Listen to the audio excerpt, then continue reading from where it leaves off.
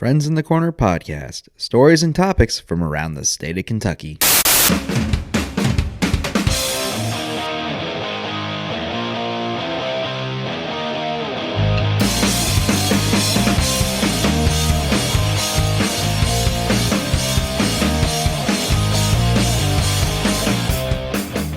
Welcome to Friends in the Corner podcast. Stories and topics from around the state of Kentucky. I'm your host, Dan Pauly, coming to you from beautiful Lexington, Kentucky. Happy to be back with you guys for another wonderful episode of the show.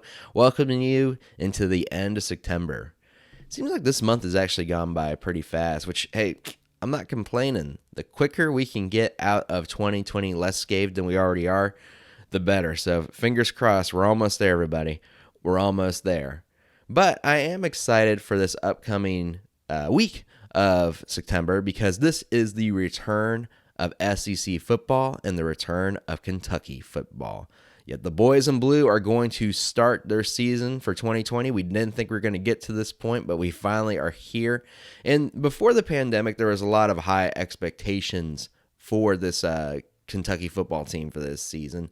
They may have waned a little bit with the transitions in schedule, but hey, it's still football, and we're excited to talk about it here. And I've got a special guest that's going to be coming on with us to talk about it today as well. We're welcoming back show favorite Angelo Carriero from ESPN Radio Lexington onto the show. Angelo's going to catch up with us here. He's going to tell us about what's been going on in his life the last couple months since he last came on. We're going to talk about Kentucky football seasons and what kind of his expectations are. And we're going to have a bit of a crucial conversation as well. If really letting these kids play during these unprecedented times is the right thing to do or not. Very crucial conversation. I actually had a really good conversation about it. I was really excited to have Angelo on. And we're excited to give you guys this episode to give you some of our thoughts for this upcoming week of SEC football. But before we do that, we got to pay the bills. So this is what I want to tell you guys. In case you didn't know, Friends in the Corner podcast is supported by listeners like you. If you want to help support this show on a financial monthly basis,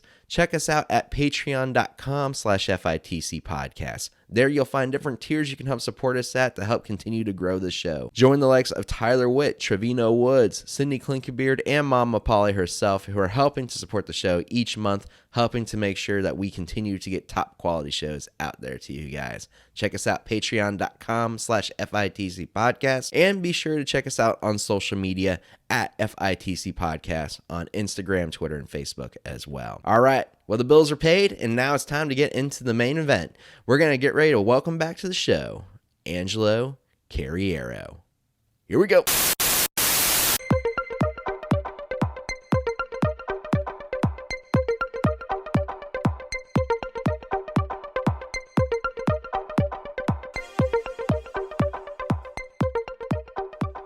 Angelo, welcome back, buddy. How you doing? What it do, baby? Which is probably not the best time to come on with a Kawhi Leonard thing after, the Clippers got knocked off by the Nuggets, which was crazy. But other than that, I'm doing great. I'm actually doing a lot better since the first time we talked. So hopefully it reflects on the show today. Yeah, I'm excited to hear, man. It was an interesting time because I think it was back in April, right, when all the hell was breaking loose. And look at us now. There's still a little bit of hell, but it's a little bit better now that sports are back, I guess. So the clouds are slowly but surely kind of parting. Yeah. Well, man, like you were saying, you've had a lot going on since the last time you were on here in April. So do you want to tell me, I guess, a little bit about what's going on in your life, man? Well, I was producing the ESPN radio show here in Lexington during the afternoons, and that was kind of my main gig. And with the program change, I kind of lost my position there, and I was really floating during the time that we talked. I was just scraping by, odd stuff, just trying to make ends meet. And then the day before my birthday, back in July, I started a new job with a guy out in Nicholasville producing some Sirius XM radio shows, and that got me back on the financial horse. And then with sports coming, especially, this football season and even some of the other fall sports, if things start to break my way, it's been very nice financially coming up. So that's been good. And then opportunity wise, I'm continuing to do varsity game night which I do every Friday night during the high school football season, along with ESPN Radio Lexington, which you can find at ESPN Radio Lex. We do the game of the week in the city for Lexington, Fayette County high schools in football. Last week we did, I don't know if it was last week or the week before, we did the Frederick Douglass North Hardin game. Ooh. And that had 4 Kentucky football commitments in it. Yeah, I was hearing about that. I heard it was a hell of a game. It had an ending that I've never seen in football. Dang. Well, which was a field goal was blocked, but it had enough momentum to go over the goalposts, and it ended the game 19-17. It was unbelievable. So as we're recording here, it's September 16th, Wednesday, September 16th. You got a game this Friday, it sounds like then. Who's the game of the week this week? Yeah, the game of the week this week. I don't know when you're going to be releasing this. I swear I thought you told me on Monday. Monday. Do you already have it that far? Huh? Do you have it that far for next week, too? Oh, no, I wish. I wish I had the schedule that well made up. It's just because it's so fluctuating at the moment with COVID restrictions and all of that. Like we were trying to do one game. It didn't work out. And we were like, well, we're going to do another city game. And we're doing Bryan Station with Tate's Creek visiting Bryan Station, which they just lost a game. Bryan Station did 7-6 to Scott County, which is huge for Bryan Station. Even in a loss, that is something that hasn't happened in that school for a long time. Because Scott County High School is a hardcore sports school, especially on their football side. So yeah, their football team's really good. So to keep up with all of Varsity Game Night, you can follow me at Angelo Media Lex on Twitter, and that's the easiest way to follow me. So that's Friday nights. Saturdays, I'm starting on the 26th. Going to be hosting ESPN Radio Lex's UK pre and post game show for football. And then on Sunday mornings on the same station from 10 to 11, I have my own radio show, just a solo hour-long radio show that I do. So all of that stuff, if you like what you hear this episode and you want to check me out at Angelo Media Lex, I'm going to give you everything that I'm doing. Awesome. Well, man, I'm happy to see you've filled up your schedule pretty well for this end of the year here. 2020 is treating you well now. Almost too well. I need to find some time for myself. Awesome. Well, hey, I'm happy you can make time for this show and definitely to come on and share some of your wisdom with this man. So really happy to have you back. Thank you. And since you are going to be doing some UK pre and post game content as well, I thought, hey, you might be the perfect person to bring on to this show as we get ready to start talking about UK football. The 2020 season we never thought was going to be here has come. And we're going to be talking a lot about UK football. But before we get into that, I did want to run back to our previous show that we did as well, because last time we had Angelo on, we were talking about the NFL draft. And we were talking about what Angelo's thoughts were about some of the players that were being picked and where they were going. And one individual that Angelo shared his praises on, almost like to a level of worship, was to that of the number 1 pick overall, Joe Burrow, to the Cincinnati Bengals. And you preached the gospel of how this is going to be the savior of the Bengals franchise, man. So at time of recording, we've had 1 week with Joe Burrow on the field. Tomorrow we're going to be seeing Cincinnati playing my Cleveland Browns, which No. You're going to see Dan's 2 favorite teams playing his Cincinnati Bengals versus his Cleveland Browns. If you listen to the last episode, you know exactly what that means. Well, I was a Browns fan, or I was a Bengals fan at one point, but after so many years of coming close to not getting anywhere at all, decided, hey, I might as well start from the bottom, start from scratch, and work my way up. And now you're in the same exact place you were with the Bengals. Actually, I'm doing worse, man. So you are doing worse. It is. It is. Man. This is why I drink, man. So. Hey, no, I don't blame you. He's got that nice Elijah Craig 94 proof barrel pick. Beautiful, delicious, smooth bourbon, man. So. No, I think Joe Burrow in his first game, I mean, he had his ups and downs like any rookie quarterback does. He had that awful, ill-advised shovel pass to Melvin Ingram, essentially. I mean, he threw it right at Melvin Ingram. I don't know what he saw where he was like, I bet I can get it into Mixon right there if I just know you can't, man. And he got it intercepted. That was a pretty bad turnover. But overall, I just – when you look at a young quarterback starting his first game against NFL competition, it's not the preseason. It's the regular season, and there's no fans. You've got a very experienced defense led by two of, I would say, arguably, now I'm not saying they are, but arguably the best pass rush duo in the league, in Melvin Ingram and Joey Bosa. That's a game you kind of expect if he has 3 interceptions, offensive line didn't hold up, which it didn't. Mm-hmm. You would kind of expect that he would have a rough first go. Well, score was 16-13, and he drove the field, and he threw a touchdown pass to A.J. Green that was called back on an offensive pass interference, which a lot of people thought could go either way, and their kicker missed the field goal. And I think it's very Bengals of them not to keep going for the end zone. I think that's a statement game in Joe Burrow's first game to kind of go for the win at all costs. But I think he looked good. Yeah, well, absolutely. But I think he looked good. I think his offensive line needs to hold up better for him. But, for a rookie quarterback, you can't ask for a better set of skill position players than A.J. Green, Tyler Boyd, Joe Mixon, that cast. I think that the expectations need to be tempered like any team with a young quarterback, and the defense is still not there. I know that they added guys like DJ Reader and, Trey Waynes, Mackenzie Alexander, those guys, but, Trey Waynes is out for the year. DJ Reader got carted off during the Bengals-Chargers game. Atkins is out. Exactly. Yeah. It's to where, like, the expectations should be tempered, but for the offense, get harder on, Bengals fans hate Bobby Hart. We need to be even harder on him. But Jonah Williams is showing flashes that he might be able to stick around at left tackle. The offensive line, there are some, you got to squint, but there are some positives. And Dan, if that offensive line can get it, or if they reshuffle and they can protect Joe, I can see them going toe-to-toe with Pittsburgh in home and away. Now, I still don't think they have a chance in either game against Baltimore. Mm-hmm. But if by the end of the year that offense is, at a top, 12 pace, I think that's a win for this year. I really do. We're going to start getting into talking here about college football, man. It's exciting to have football back. And I know on our last show, we talked about how, you were even bringing up if we weren't sure if we were going to have a season. Thankfully, we're at this point now where we've got football playing. So, Angelo, let me ask you, how excited are you to finally have college football back? This is going to be really shocking, but I'm not.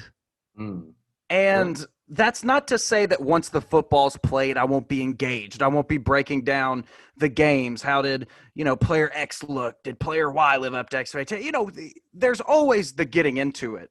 The NFL Sunday showed me that. I was hesitant, at the Chiefs-Texans game. I was like, man, I'm not into it. And lo and behold, I had 3 TVs on. One of them had Red Zone. The other 2 had the weekly games, and I was just binging the NFL the entire time. So it doesn't take a lot to kind of feel like you're going back to normal. I just feel like college football in a large way is a skeleton of itself right now. I think without the out-of-conference games, I think it's still pretty cool that they can play conference games. Like we had Clemson, Wake Forest to start the college football season with I believe that Clemson's ranked number 1, if I'm not mistaken. I think so. I'll have to double check that for me. That's sports extraordinaire, not knowing who the number 1 team in the nation is in college football. But it's just a little shallow. And then if you think about the potential health implications, there's been more than one college football player that had a heart condition that not only shut him down for the year, I think it was in the South, maybe in the state of Georgia that happened, or Alabama. But that stuff's scary. And as much as we try to, put the shadow puppets back on the cave wall, there's still that looming presence of the virus. And it's sad. It's taken a lot of lives. It's not, so as much as I want to be lighthearted, like, oh boy, I love football, like love college football. There is a part of me that actually wasn't very excited for the beginning. And I know that's been a huge fight throughout this entire process, I guess to say, is if it's the right thing to do. There's both people that say that are opposed to it, or are not encouraging of it, I guess this is the best way to say. And there's people that are saying, like, even players saying, well, we want to play. So it's kind of trying to find that balance and trying to find the right way to do it. And, who's to know? I've never padded up before. I don't know what the players look like or what the players viewpoints are as far as the importance of playing. I know I have friends that played, and a lot of them who've told me, they said, yeah, we do anything to play right now. And,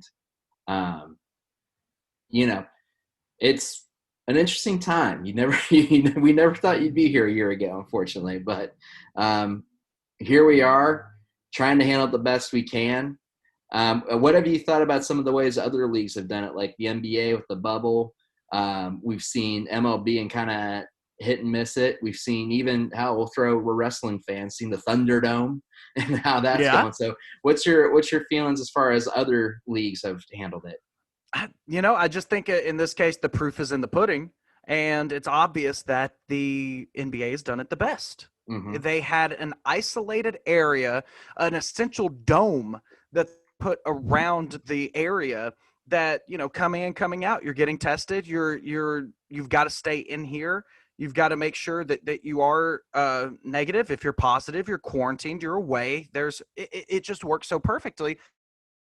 Think about it. We've had the NBA bubble in the first couple weeks. There were like 2 or 3 positive tests, and then it was gone because everybody's so contained.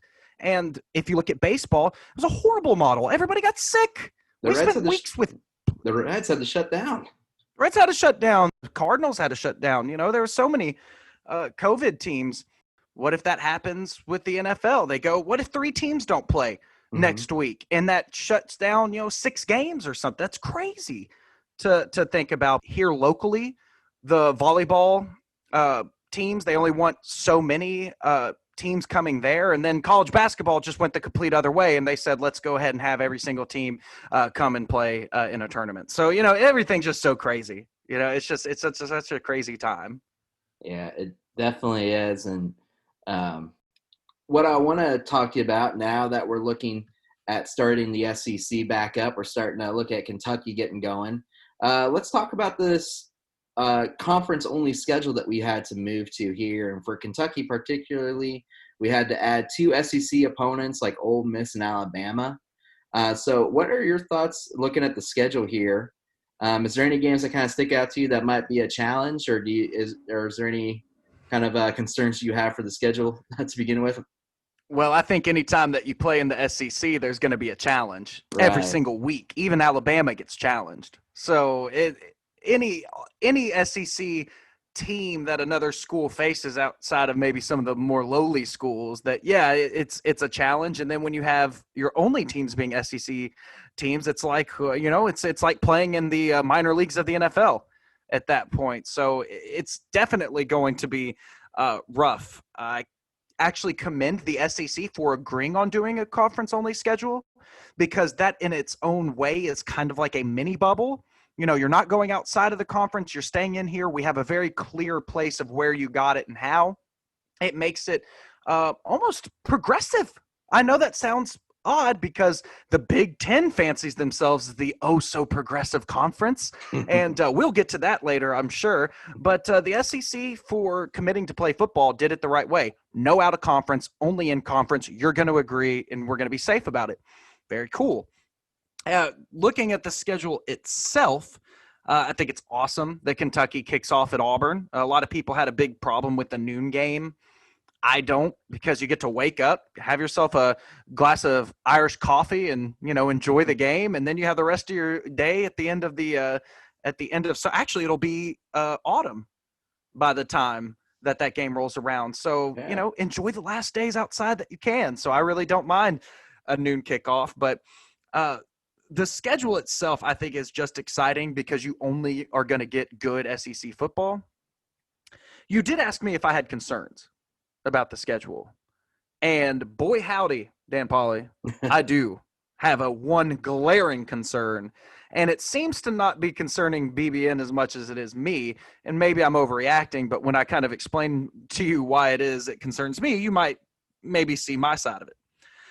So on Halloween, which thank goodness it's a noon game on Halloween. At least that's what the University of Kentucky Athletics website says, that Kentucky is going to travel to Missouri to face the Tigers. Mm-hmm. And then they go on a bye week. Okay. So you get a week to rest up, and then you get to play Vanderbilt at home. Well, that's a definite win for me in this season. Okay. Excuse me. I truly think that Kentucky is likely going to end the year 0-3. Even though a lot of people think that there are a couple winnable games in this stretch, I'm going to explain to you why there isn't.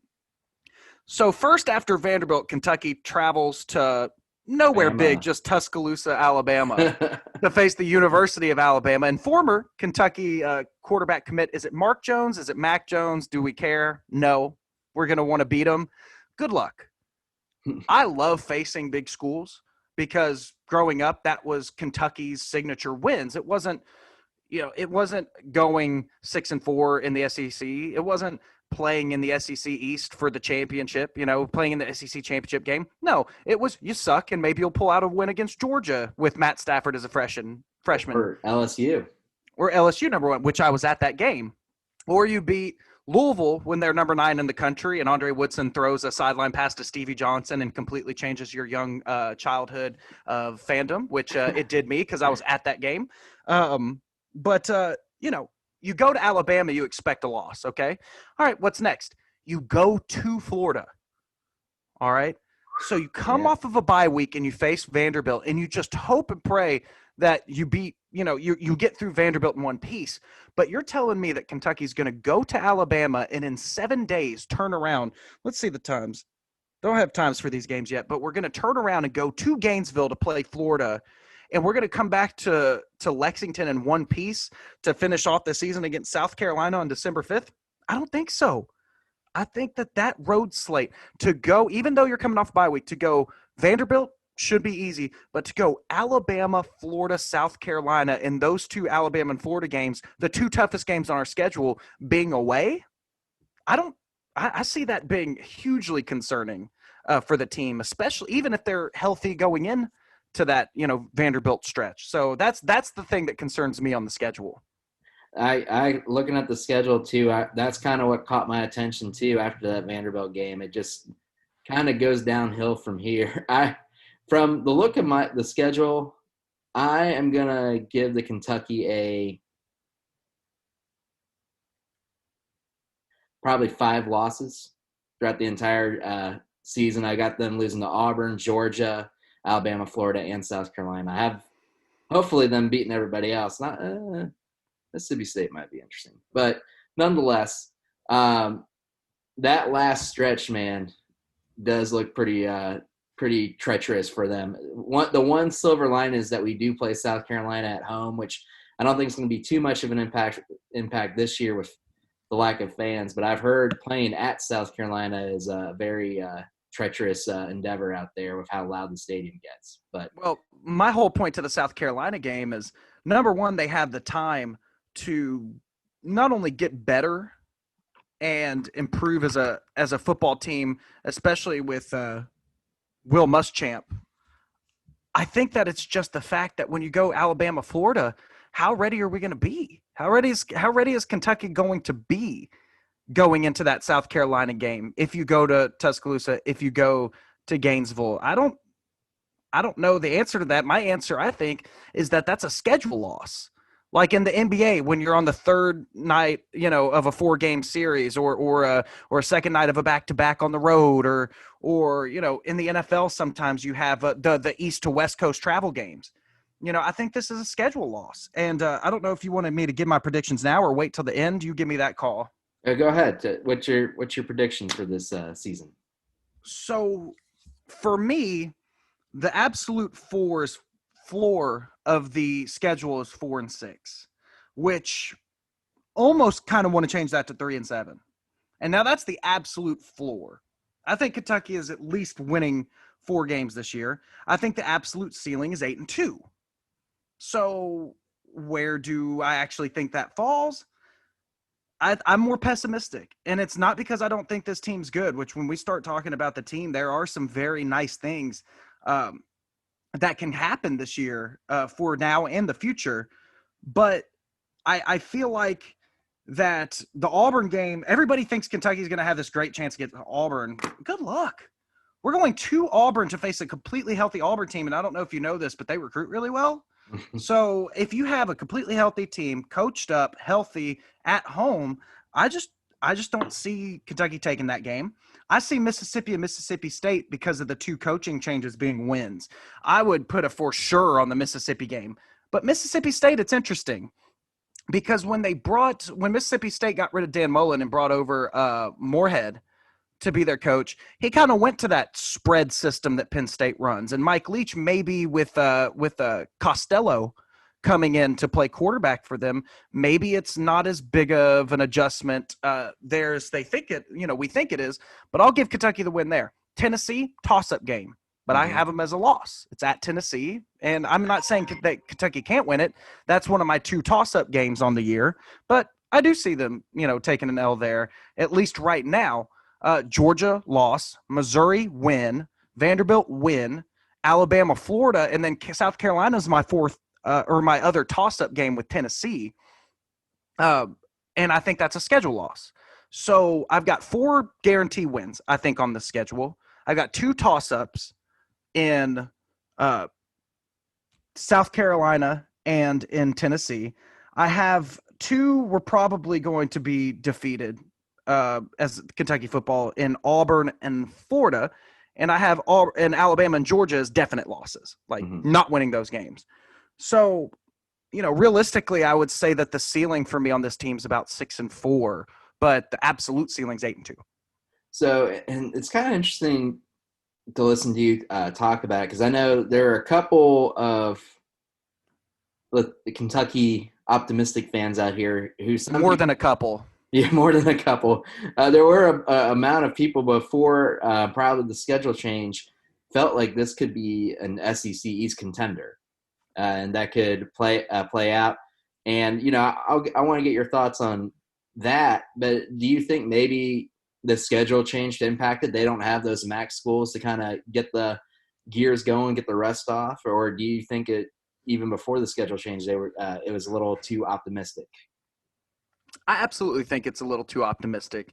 Now, I've been wrong the last couple of years too. Like I'll be straight up. I thought that the Steven Johnson led team with Benny Sell as a sophomore and Josh Allen as a junior, I thought that team was the one.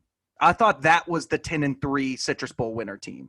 And when they underachieved to an extent, still had some big wins, including Tennessee there. The next year I was like, it's over. This kid Terry Wilson's coming in. We have no idea how good he is. He's been bouncing around, and lo and behold, it actually, when you bring back Mike Edwards and Darius West and Josh Allen and Benny Snell goes into his junior year as the greatest running back in the history of the school, hey, maybe that's a good thing.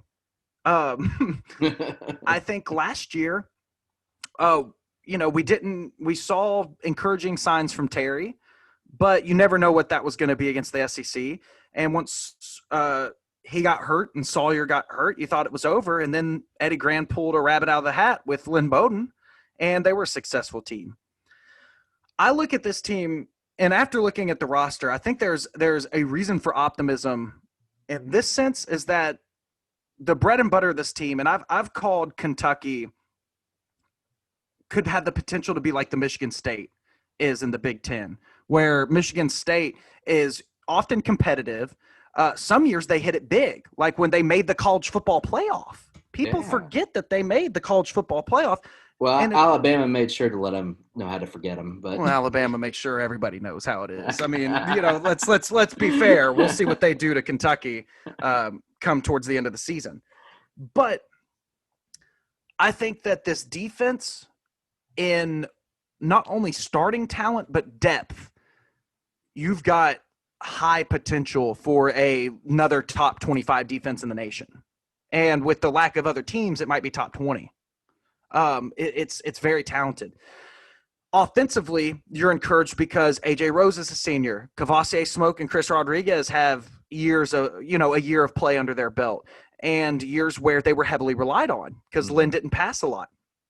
So, in the offensive line is graded as one of the best not only in the SEC, but in the nation. The Big Blue Wall, baby. Yeah. Yeah, with Kennard and Young and Jackson and all those guys on the line, and I'm very encouraged by that. I think Kentucky could be a gritty, hard-nosed, shove it in your mouth type of team. But the two places that I think that they could be suspect at are really important, and that's in the passing game and the pass defense. Now, I'm going to catch some flack for the pass defense because there's a lot of stats that have gone out there that have shown how good the secondary for Kentucky was last year. I, at times, warm up slowly. And one of those things that I warm up to slowly is when there's a position group that maybe doesn't have a pedigree that could have overachieved. That's the Kentucky secondary. Brandon Eccles, Cedric Dort, both great players last year. You've got Boss Man Fat coming in, which is that dude is just funny. Boss Man Fat, I think, is a rapper's name, but he goes by Boss Man, talking about Joseph from LSU. Mm-hmm. You've got Devonshire coming off of his red shirt. There were a lot of pieces at that cornerback crew. And by the way, just so I can get it out there, if Devontae Robinson comes back healthy, you have one of the best safety duos in the entire SEC, because I think when we get into players to watch out for, I'll mention them a little later, but Yusuf Corker, I think, is a Sunday guy.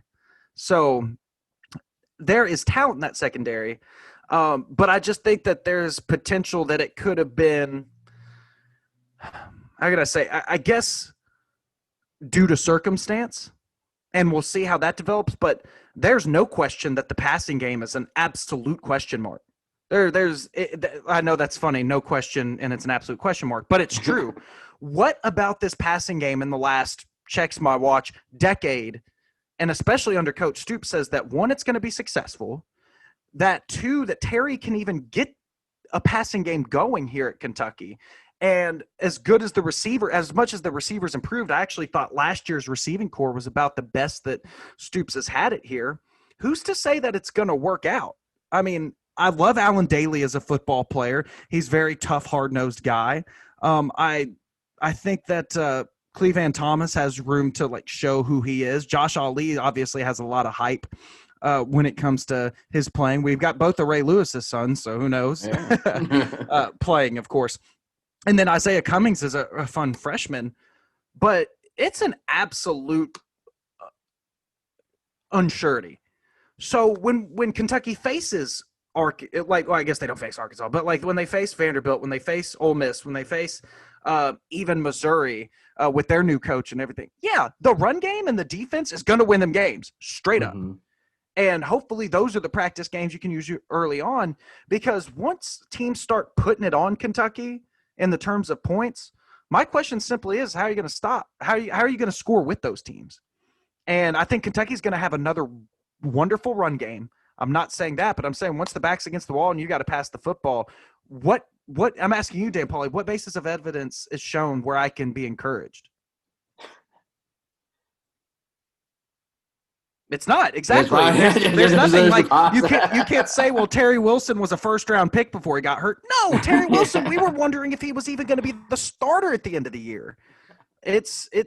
Well, let's talk about Terry here for a minute, because that's probably someone who's got the spotlight the most on him coming into this season because of kind of the road he's had back to get to this point. So you've kind of mentioned it's probably going to be a little bit more lean on of a run game, probably because of tradition and also because he's just coming back from that. But what's your thoughts as far as what impact Terry can actually have when he gets back into this position? Well, I'm very split on Terry.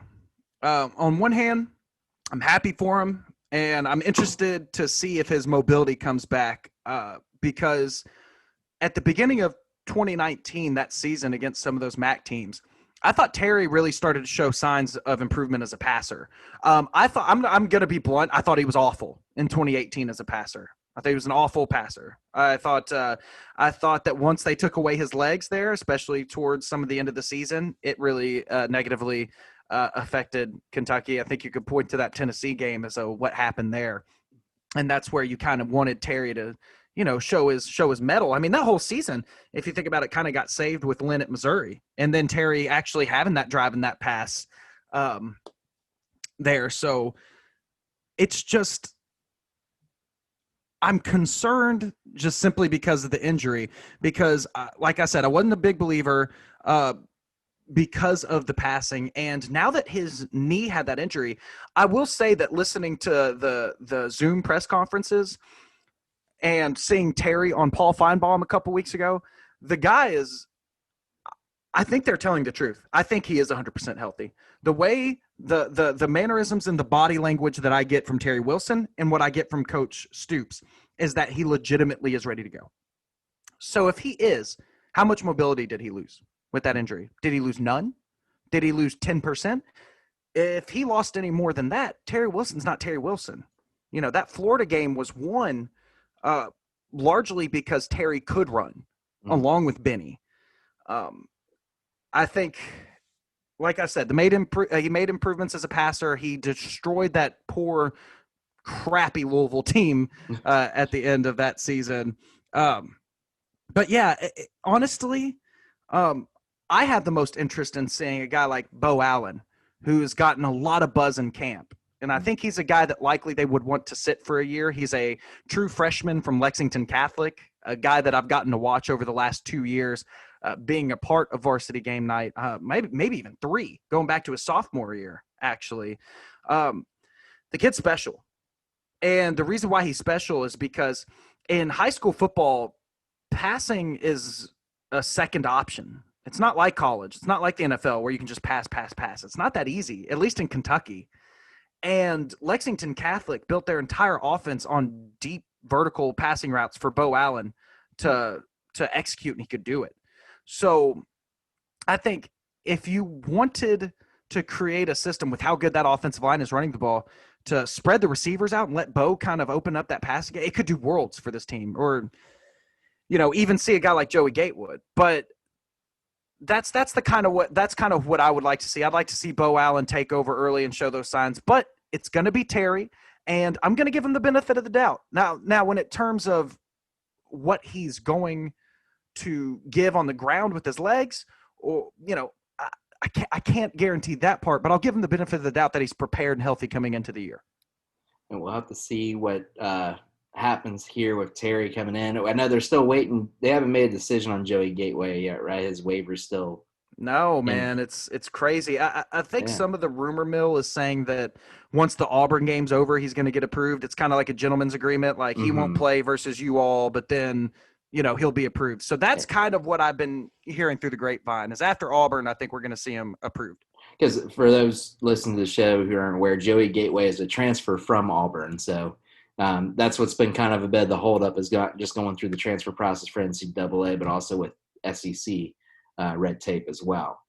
But we've talked a lot about Terry and kind of his return. You were mentioning a lot about the defense as well and some of the big players coming out of that and who you kind of see kind of making that difference. But one name that's going to be missing from the defense this season is going to be Chris Oats, who's out for an undisclosed injury or illness. Sorry, it's an illness. What kind of impact does not having Chris Oats have on this defensive? Yeah, he's got an undisclosed medical condition. We have no idea what it is. It could be a multitude of things. The upside, because sometimes I guess it can seem like I've been a little negative about the team. I'm not being negative. I'm just trying to show that what my concerns are. One thing I'm not concerned about is the defense. The defense at all 3 levels is it's looking more and more like LSU and Auburn, and I won't mention it in the same breath as Alabama, but it's starting to look like where I went through the defensive backs, and it's like, man, our defensive backs have been, once Lonnie, West, and Edwards left, it was in Beatty, it was a bare cupboard. And then just a year later, I look at it, and it's like, oh, we've got 8 cornerbacks that can play this year. And I look at the linebackers, it's like, oh, yeah, we have the deepest linebacking core that Kentucky has ever had. And I mean, even in like the 07 to 2010 range and 2011 when he had like Woodyard and Trevathan and then Williamson followed, like that was just one star after another. This one just has 2 units worth of stars. And that's why it's not as worrisome in the terms of the on-field performance. But I push back just a little bit. Chris Oates, if people don't remember, he was between Kentucky and Ohio State for that kid. And Morrow was able to land him here. He was a top 250 recruit. If I'm not mistaken, he might have been a top 150 recruit. He was so good. He's a kid, and he's gotten playing time since his freshman year. He's a kid that you lose that level of defender, I honestly think it can swing a game. That's how good he is. It's not that Kentucky doesn't have the great depth to replace his position. It's that you can't replace Chris Oates. There's a big difference. So, it's like, how can I say it? It's like replacing Peyton Manning with Matt Ryan. Matt Ryan's a great player. He won an MVP, but he's not Peyton Manning. Right. As good as Matt Ryan is. So as good as Davis behind him or whoever is that next man up at the middle, or even, the young kid Casey, as good as they might be, they're still not Chris Oates. So I do think that if the stars kind of unfortunately align, I think being without him could cost a game. Yeah, definitely going to be interesting to see how that works out without him. Prayers to him and his family, man. That really is sad and it sucks. Yeah, absolutely. Obviously, it's not been disclosed what his medical condition is, but more importantly, hoping for the best for him and his family during this time. There are things bigger than football. This season, though, Angela, is going to be for another reason different. Is going to be kind of the fan experience in the stadiums as well. When it comes to SEC football, the fan experience does play a significant role. And right now, as far as the way Kentucky's kind of laid out their process, is that they're going to do 20% attendance in the general admission section with extra seats in private suites and no tailgating at all. And a lot of other SEC schools are kind of following suit in those same regards as well. So what impact do you think the lack of crowds are going to have on these games? I know one thing that's been kind of harped on this last week of football is how there were three Sun Belt teams that beat Big 12 teams, which actually looking at the schedule, those are three of the worst Big 12 teams. It's not too shocking they lost. But a lot of them said it was because of the crowd that may have played a big significant role. So do you think the lack of crowd will impact the play at all this season? Yeah, I think it's a plus for Kentucky. I really do. And it's not for the home crowds, but going on the road in the SEC is the hardest thing to do in the country. It Absolutely. Is. And it's because of how passionate the fans in the South are about football. For Kentucky to travel to Alabama and see 100,000 fans screaming at the top of their lungs, so glad to have Alabama football back. It's not going to be like that.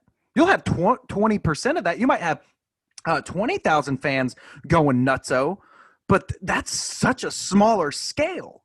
Right. So when Kentucky, you have to think about it. What are the big games this year, my man? We go on the road, or Kentucky goes on the road to Auburn, to Tennessee, to Alabama, and to Florida. So Those you're telling me big stadiums, huge fan bases, ravenous fan bases. You're telling me that their capacity getting cut by 4/5 is not going to matter? It's going to matter huge, because this is what happens on the road. You can cut down the roar of the crowd, but the silence is always going to be deafening. Well, we're going to definitely see how it's going to work out. I'm kind of in that same boat, though. Right now, it probably works in Kentucky's favor, especially when you look at their schedule, their away games. It's the first time probably people get more excited about the away game schedule for UK than the home game, I guess, in those. Yeah. And I forgot to include the scary Missouri Tigers in there, too, in their home atmosphere. What a joke. With this season, another surprise that just came out today as we're recording on September 16th. We thought we had the entire schedule lined out. We thought we had all the conferences that wanted to play in. We have SEC playing. We have Big 12 playing. We have ACC playing. We thought, all right, that's about it.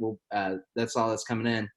Until the Big 10 decided that they're going to change it back up, and they're going to try to jump back in after being one of the first to cancel. And Angelo's putting his hands together because he knows he's got a lot to say on. He wants to stay on this subject here. So today, the Big 10 has announced they've come to an agreement that they are going to be looking to start back the weekend of October 24th. hopefully to get them into enough time so that they can make it into the college football playoffs. But we'll see how that goes. Angelo, what are your thoughts on the Big Ten making their return? Dan Polly, is this a game? Is this a day that I'm relishing in? I'm just soaking it up like sunshine after a very dark and cold winter, because the Big Ten acts so holier than thou. The Big Ten is the moral compass of college football, is what I say. And you're pointing to your Ohio State banner in the background. Yeah, that's your choice, sir. The moral compass of college football. When the Big Ten decided to drop out of COVID, what a noble and honorable thing to do. How looking out for the kids and being the intelligent, because the Big Ten's smarter than everybody else because they're in the North and they have Northwestern and they've got Purdue and they've got Ohio State. Yeah, so smart that they sat back and they watched the other schools practice first. They saw the other schools take the risks first. And when they found out that the risks weren't as high to outweigh the mighty dollar, like the Big Ten is controlled like every other conference, then they're going to come back. Then they decide, well, we can't miss out on that big football money, can we? So after postponing their sports in the fall, they postponed it a whole month. It is a joke. At least Nebraska had the gall to be out on the forefront when Nebraska was getting trashed like they were 2-bit rednecks because they wanted to play college football. Well, guess what? Other 2-bit rednecks, I'm talking to you, Michigan, Ohio State, Northwestern, Michigan State, Purdue, all these other teams that said that, oh, we think that the right thing to do, which I do believe is the right thing to do, is to not play. But sit back and not play. How about you stick through it? So Big Ten, with your big, high and mighty moral compass, even though you've had some of the biggest scandals in the history of college sports, and then that's not in a joking way, it's serious that they have, and then to act like the moral compass, to come back and like, oh, hopefully we can get into the playoff for that good, $50 million, $100 million college football playoff money pie, especially in a time where advertising needs sports more than advertising has ever needed sports. It is a joke. The Big Ten looks like a joke. And then on top of it all, a lady that wrote a column compared this to the darkest day in Big Ten history, even with their, with the scandals that have gone on in the past. Big Ten said no longer the moral compass, and you can join everybody else as podunk here with the Big 12, ACC, and SEC. You can take a seat right next to them. Well, the articles that kind of come out talking about this, they said that now that there's more information about COVID and that they have the ability to get rapid testing is why they decided to move forward with this, which is absolute bullshit. There you go. Thank you. It was 100% money, and even the idea of not even probably being in the playoffs too. It's like this conference probably looks at, well, the SEC's playing, the ACC's playing. We got to make sure we can get our teams in, right? Or we got to make sure we get Ohio State in at least. We got to make sure we get Ohio State in. We got to make sure Justin Fields wins the Heisman Trophy, right? And once the almighty dollar talks, it's all over from there. Absolutely. They don't care about their kids as much as every other conference doesn't care. As you were saying that you've never suited up, I've played football before, and all the CTE stuff came after I played high school football. I'd played football since I was 8 to 18, so I played 10 formative years of playing football. It's not like I didn't know that a head against another kid's head was going to result in like not so great things. I knew that I could get my leg torn on a cut block, as an offensive lineman or a defensive lineman trying to come low on me or something. I knew those risks, but I was willing to take them. And looking back on it, they're risks that I would take again. But when it comes to COVID, I just feel like that because the danger isn't as apparent as a broken arm or a concussion, that it's more invisible to people because it hasn't happened until it does. And then people regret it.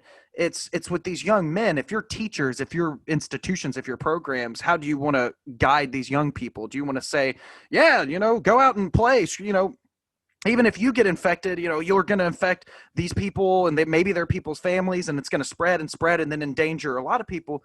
I think that it was just a smarter way and a more healthy way to teach the kids that, football is important, but the bigger team is us as humans, not as the Clemson Tigers, the Kentucky Football Wildcats, or the Crimson Tide. The bigger team is our humanity and our nation, and to protect that. But if they can do it healthy, if they can mitigate that, just like the NBA has, I have no problem with sports. I'm not against sports being played. I'm against sports being played in a manner in which it's going to affect a lot of people with a disease that's killing people. That's the only thing. So that was the only thing I want to add on there from what you said earlier. Let's continue with the fun stuff. I appreciate it, man. There are a lot of people that feel the same way. I do too, honestly. When I look at it and I say, with what's going on, I don't know if it's the right. For me personally, if it was my call, I'm like you. I'd probably say, no, this is not the right thing to do. Mm-hmm. But we're here now. We're here now. And, and unfortunately, instead of saying that I don't think it should be, I'm still going to watch. Yeah. We're still going to cover it as much as we can. Yeah, for sure. And, going on with the Big Ten making this announcement, I'm sure we're going to hear the Pac-12 make an announcement soon, but no one will care after that. But yeah, they have bigger fish to fry than college football on the West Coast. Right. Yeah, that might be something to consider with everything going on, what this might do to impact the Pac-12 out there with the wildfires and exactly all that stuff. So, I mean, thoughts and prayers with the West Coast as yes. well as we add that onto the list. So you've kind of mentioned a few players that you have your eye on this year. That you want to be like kind of the standouts. Maybe to reiterate the list, or maybe to say a name you haven't yet. Let's say this: who's the number one player you have your eye on this year that you say this is who I think is going to be the breakout star? This is who's going to be drafted, and we're going to see on Sunday next year. Who's that guy you think is going to have his Sharstein the brightest at the end of this year for this Kentucky team? Well, I've already let the cat out of the bag earlier on who I think it's going to be, and I think it's going to be junior defensive back Yusuf Corker. I was very intrigued to see what he was going to do as he became the starter last year. Amid all the injuries on the team, he still, he earned a starting spot at free safety. He started all 13 games, and he was the team's leading tackler. He had 74 tackles on the season, and he is a guy that watching him play, he has a certain type of athleticism and awareness and aggressiveness all into one pack that screams to me NFL defensive player, SEC level defensive player. He is essentially a bullet out there as a football player. He actually, speaking of his pedigree, he was named an ESPN top 150 player and was the number one uno cornerback in Georgia the year that he came out. Wow. And when you're the number one cornerback in Georgia and you come to Kentucky and you're moving to defensive back, he has the pedigree, and I saw it with my own two eyes last year how good he can be. He impressed me first and foremost, and I think that he is the guy when it comes to keeping that secondary not only together but rising this team's ceiling. I think he's a Sunday guy, and if he really develops into that player where he just showed flashes last year, if he's a snap for snap player like that, then Kentucky's defense is going to be rock solid because you have that guy in the defensive backfield that's not going to give up the big play. So we'll have to keep a lookout for him this coming season as well, man. So, man, as we start kind of wrapping things down here, we've talked a lot about this season. We're just waiting for it to get started here. Starting September 26th against Auburn, at Auburn, 12 p.m., SEC Network. Angela, is there any last-minute thoughts you have about this Kentucky team as we get this SEC season started? Yeah, actually, I want to tell you what I'm excited about. And I mentioned it earlier, and hopefully people were still tuned in after all of my quote-unquote negativity at the beginning. This defense is too deep, and I'm talking about two starters deep. You could take the second unit, and it could start at other schools in the SEC, let alone the entire nation, where they would be top 50 unit. If they go somewhere like Kansas, they don't lose to Coastal Carolina because of how good the depth is on that defense. It's that special. And that's a credit to Mark Stoops and Vince Morrow And going back to when Stoops was at Florida State and the talent that he acquired there. Some people think that, Stoops wasn't the defensive coordinator on the national championship team. All he did was recruit and develop the players that were there. And then once he left, how good's that defense been since? Right. Yeah, I'll give you a big hint. It's not very good. Not for a while. And look at what's happened to Kentucky. Not only is this group good, you could go years back where Mike Edwards is a third-round pick. Josh Allen's the 7th overall pick in the draft. Lonnie Johnson's a second-round pick. Darius West was a priority type of free agent. Chris Westry was on squads for a couple years, and that's not even including some of the other guys, like including it linebacker. So it's so encouraging to see such a talented and deep defense, and it's not a surprise because of what Stoops has created here. And that's why I compared him to being the Michigan State of the SEC, is because Michigan State year in and year out had a top-notch defense, because that's what Mark D'Antonio there, that created. And offensively, I'm telling you, I don't think Kentucky has a pass game. I don't. Until I see it, I'm not going to believe it. But that run game's going to be a monster. It is going to be a monster because they have 3 running backs that are completely different in all good ways. And it really doesn't even matter who's toting the ball back there, because this offensive line is going to move suckers off of the football. They're going to recreate the line of scrimmage 3 yards downfield, including Kennard, who's the top returning lineman by a lot of metrics, including PFF in the SEC. And I think even in PFF, he's the number 1 returning lineman in the nation. But you've got Landon Young, you've got Drake Jackson, you've got Kennard, you got Fortner, you got all those guys on that offensive line. I think they are going to be just as tough as they were last year, and the running backs are going to be a year better. I think if there's a breakout player on the team, and he had flashes last year, I think Cavassier Smoke can move into a third-team All-SEC running back this year.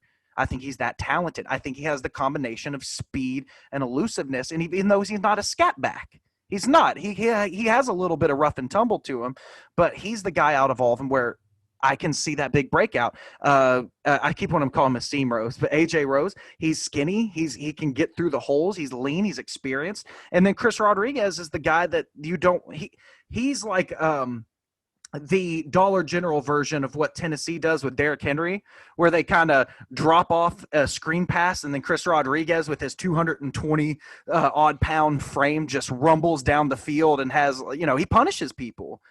So I am super excited to see the defense in the running game, including the offensive line on this Kentucky team. And I think that will be the bread and butter, just like it's been the last, 4 or 5 years under Coach Stoops. Awesome, man. Well, we're excited. It's that time of year again where Kentucky football is coming back under a few different circumstances than what we're used to. But, hey, we got content that we are able to make. We got some football on Saturdays. I guess you can't beat that, at least. And Angelo, I want to say thank you again, man, for coming on to the show, man. Had a great time talking with you tonight. Well, hopefully we get a couple of people to subscribe and rate the podcast 5 stars and please mention your episode, or mention my episode in the comments, so Dan brings me on more often and maybe even throws me a bottle of bourbon or 2 in the process. Get you some more Elijah Craig. I'm not the 1792 foolproof. I'll take a shot at.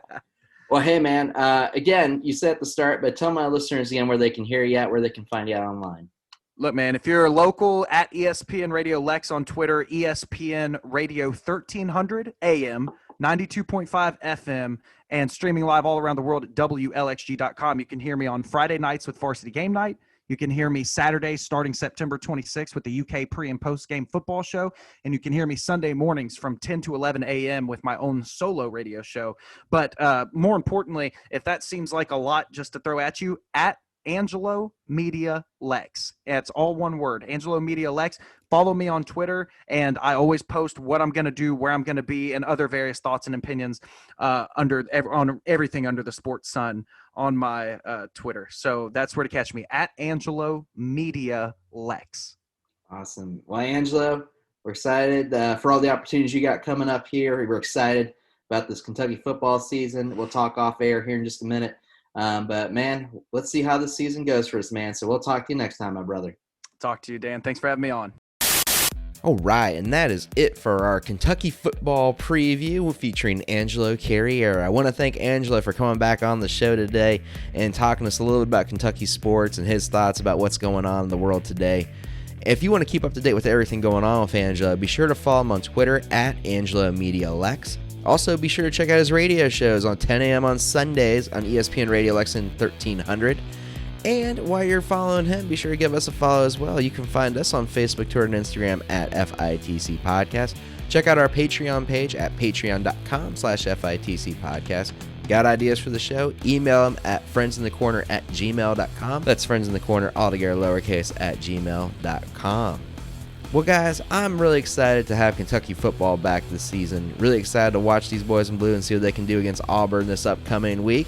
Until then, we say to you guys, as always, stay happy, stay healthy, stay blessed, and go Cats. That's a wrap.